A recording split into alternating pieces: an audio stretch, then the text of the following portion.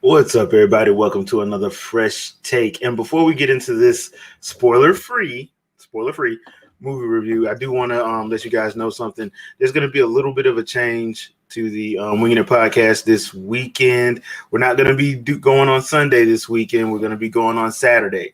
So Saturday at 4 p.m. Eastern Standard Time, we have a guest showing up from across the pond. So we wanted to make sure that we were able to do a time that was workable for everybody involved. So I hope you guys will join us on the Winging It podcast this Saturday at 4 p.m. Eastern Standard Time. Next week, we'll be back on our regular Sunday schedule, but just for this week, Saturday, 4 p.m. Eastern Standard Time, we're going to have a special Winging It podcast with a special guest. So there you go. Now, Black Widow.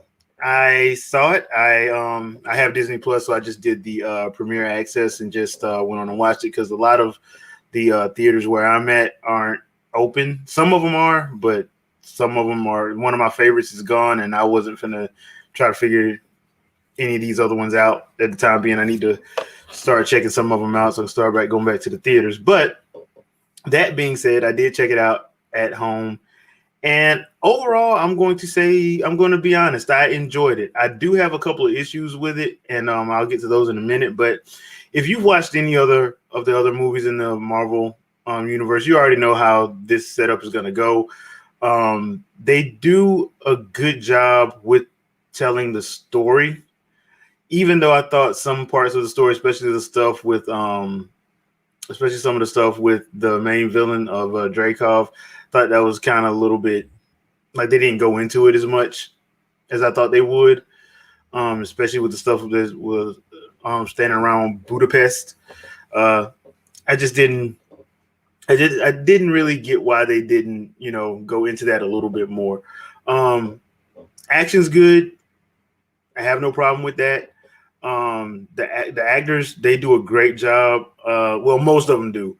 Ray Winstone is Dreykov. I don't know what was going on with him, but like sometimes he'd have an accent, sometimes he wouldn't. At one point I just gave up. I like Scarlett Johansson in it, but she's not really in it as much as I thought she would be, and I think that's a little bit of a misfire. I know people are not gonna like that. But I think the standout character to me was Florence Pugh. She killed it as Yelena Belova. I'm looking forward to seeing what they do with her going forward in the MCU. A lot of the action is going to remind you of the Bourne movies, especially in like some of the camera shots and some of the camera angles. It's just going to remind you of that. And therein lies one of my issues with the movie. I like Scarlett Johansson. I like Natasha. I like the character of Black Widow. She is not that durable. They show her taking falls and getting hit and getting like ran into stuff that she shouldn't get up from.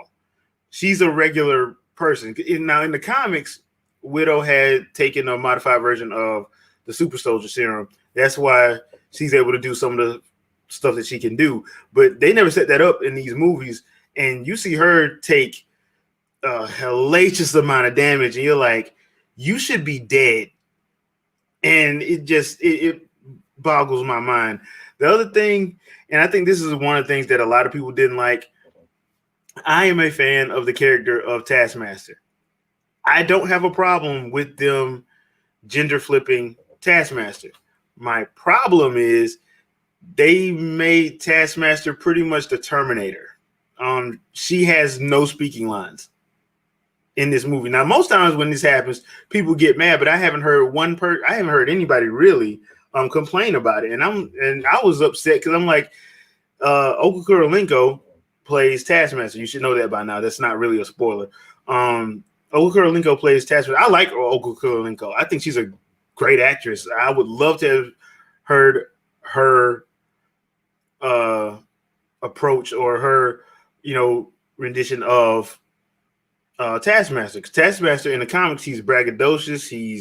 He always talks. He talks cash trash, and I'm like, I don't get why they made her mute. I'm like, now does it work for their movie? Yes, but that's not the character of Taskmaster.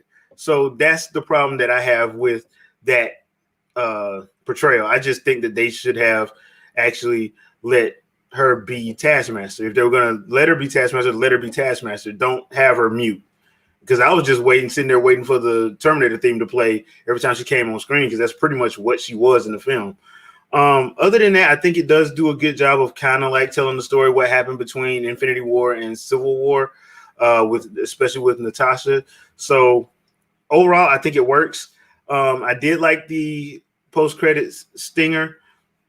I think that actually does a good job of setting up. Now, the only thing is, did that set up Hawkeye, the Disney Plus show, as opposed to another movie? It probably just set up Hawkeye. If they do another Black Widow movie, it should be with Florence Pugh's character, honestly, because I think they've told Natasha's story and it's pretty much done. So that's what I thought. Leave a comment. Let me know what you guys think about the movie. If you watched it, like I said, I don't think it's bad. I don't think it's great, but it's nothing that pissed me off. The pacing is good on it. It runs at about 2 hours and 10 minutes. So there you go. I didn't have any issues with it, as far as like every time it kind of slowed down a little bit, they did stuff to pick it back up. So it wasn't any like lull spots to me anyway.